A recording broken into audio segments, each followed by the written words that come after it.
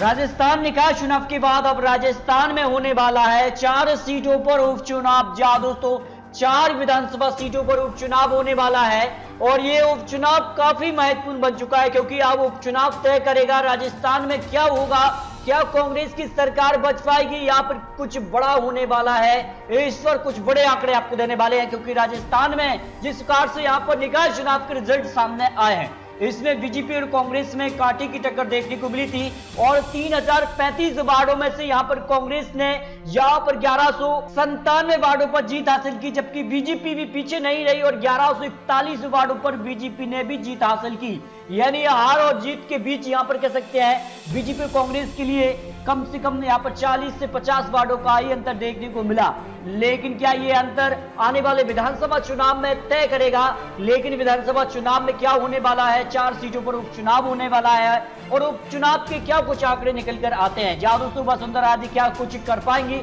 क्या बीजेपी की वापसी मध्य प्रदेश की तरह राजस्थान में हो पाएगी या फिर कुछ यहाँ पर राजस्थान में जिस प्रकार से यहाँ पर गहलोत सरकार ने अपनी सरकार बचाई थी और इसके बाद अगर बात करें तो यहाँ पर कह सकते हैं असम, केरला, पांडिचेरी, तमिलनाडु में यहाँ पर विधानसभा चुनाव भी होने वाले हैं, तो इस पर भी आपको कुछ महत्वपूर्ण और सटीक विश्लेषण देने वाले हैं। लेकिन बात करेंगे राजस्थान की 4 सीटों पर जो चुनाव होने वाला है वो चुनाव के आंकड़े क्या कहते हैं, क्योंकि सचिन पायलट ने जिस प्रकार से यहाँ पर बजट का विरोध यहाँ पर देखने को मिला है, इसके बाद साफ संकेत तो मिल रहे हैं कि वो कहीं ना कहीं कांग्रेस के साथ कदम से कदम मिलाकर चल रहे हैं। लेकिन जो उनके पास यहाँ पर डिप्टी सीएम पद और उनके जो समर्थक थे उनके पास मंत्री पद जो थे वो अब तक उनको वापस मिले नहीं है। तो क्या विधानसभा चुनाव में भी यहाँ पर कुछ बड़ा होगा, इस पर कुछ बड़े आंकड़े देते हैं। 4 सीटों में बात करें, सहारा, सुजानगढ़, राजसमंद और यहाँ पर वल्लभ नगर जो विधानसभा सीटें हैं वो फिलहाल यहाँ पर खाली हो चुकी है और इन पर जल्द चुनाव आयोग तारीखों का ऐलान कर सकता है। अब बात करें इन 4 सीटों में से तो 3 सीटों पर कांग्रेस की ये 3 सीट खाली है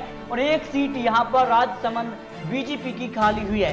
अब इसके लिए आंकड़े क्या बनते नजर आ रहे हैं और यहाँ पर किस सीट पर यहाँ पर किसकी जीत हो सकती है, इस पर कुछ बड़े आंकड़े आपको देते हैं। यहाँ पर बात करें तो राजसमंद बीजेपी का गढ़ रहा है, लेकिन हाल ही में जो यहाँ पर राजस्थान निकाय चुनाव के रिजल्ट सामने आए हैं वो बीजेपी को चिंता में डाल सकते हैं, क्योंकि राजसमंद यहाँ पर देख सकते हैं राजसमंद नगर परिषद चुनाव में 45 वार्डों में से बीजेपी को 18 और कांग्रेस को 26 वार्डों पर जीत हासिल हुई है। ऐसे में बीजेपी जो लगातार 2008 से अब तक 2018 में विधानसभा चुनाव में भी बीजेपी को सीट पर जीत हासिल हुई, लेकिन 2021 में अब विधानसभा चुनाव इस सीट पर होने वाले हैं। तो क्या बीजेपी अपना राजसमंद जो बीजेपी का गढ़ है इसको कहीं ना कहीं बचा पाएगी या नहीं, इस पर क्या कुछ आंकड़े यहाँ पर निकल कर आते हैं। सहारा क्षेत्र की बात करें तो यहाँ पर 2013 में तो बीजेपी ने सीट पर जीत हासिल की थी, लेकिन 2008 में कांग्रेस और 2018 में कांग्रेस ने सीट पर जीत हासिल की।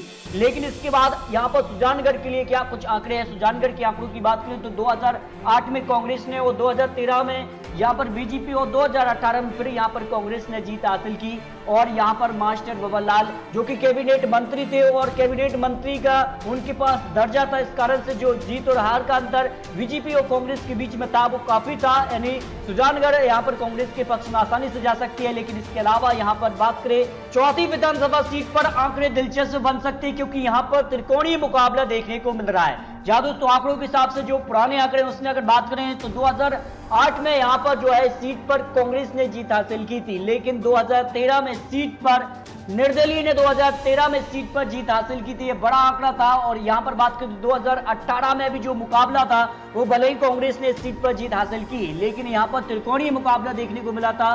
और यहाँ पर जेएसआर पार्टी यहाँ पर कह सकते हैं रणधीर सिंह ने यहाँ पर कांग्रेस को कड़ी टक्कर दी थी और हार और जीत का अंतर मात्र 7000 वोटों का था। और इसमें अगर बात करें तो यहाँ पर ज्यादा कड़ी टक्कर यहाँ पर कांग्रेस और यहाँ पर जेएसआर पार्टी के बीच में मिली थी, यानी बीजेपी यहाँ पर तीसरे नंबर की पार्टी बनी। अब यहाँ पर क्या बीजेपी कुछ बड़ा कर पाएगी या नहीं, इस पर क्या कुछ आंकड़े निकल कर आते हैं। तो राजस्थान की 4 सीटों पर जो आंकड़े निकल कर आ रहे हैं, आंकड़ों की बात करें तो 4 सीटों में से 2 सीटें कांग्रेस आसानी से जीतती नजर आ रही है।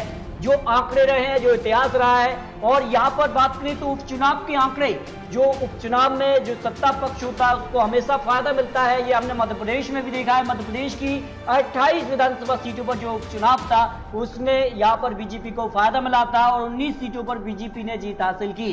तो क्या राजस्थान की 4 सीटों पर जो उपचुनाव होने वाला है, चारों की 4 सीट यहाँ पर कांग्रेस के पाले में जा भी सकती हैं, ये आंकड़े कहते हैं, क्योंकि इतिहास इसी प्रकार के आंकड़े रखें। एक सीट यहाँ पर राजसमंद सीट पर बीजेपी जीत हासिल कर सकती है, लेकिन जिस प्रकार से यहाँ पर निकाय चुनाव के रिजल्ट जो मिले हैं उसमें राजसमंद जो यहाँ पर परिषद की एक सीट थी उस पर कहीं ना कहीं बीजेपी को, वहां पर भी बीजेपी को झटका लगाया। कांग्रेस ने यहाँ पर ज्यादा वार्डों पर जीत हासिल की थी। ऐसे में अगर यहाँ पर विधानसभा चुनाव होने वाले हैं उस पर यहाँ पर कह सकते बड़ा उलटफेर हो सकता है। बीजेपी को यहाँ पर राजस्थान में बड़ा झटका भी लग सकता है। एक सीट यहाँ पर निर्दलीय के खाते में, यानी यहाँ पर जेसीआर जो पार्टी है यहाँ पर कह सकते हैं कि वल्लभनगर सीट पर त्रिकोणीय मुकाबला देखने को मिल सकता है। आंकड़े यहाँ पर निकल कर आ रहे हैं कि एक सीट यहाँ पर अन्य के खाते में भी जा सकती है। हो सकता है कि ये सीट यहाँ पर कांग्रेस को दोबारा से मिल जाए। लेकिन राजस्थान की 4 सीटों पर जो आंकड़े हैं, यहाँ पर आंकड़े कहते हैं कि कांग्रेस और बीजेपी में कांटे का मुकाबला देखने को मिलेगा। इसके अलावा 4 में से 3 सीट कांग्रेस के पाले में, 1 सीट बीजेपी को।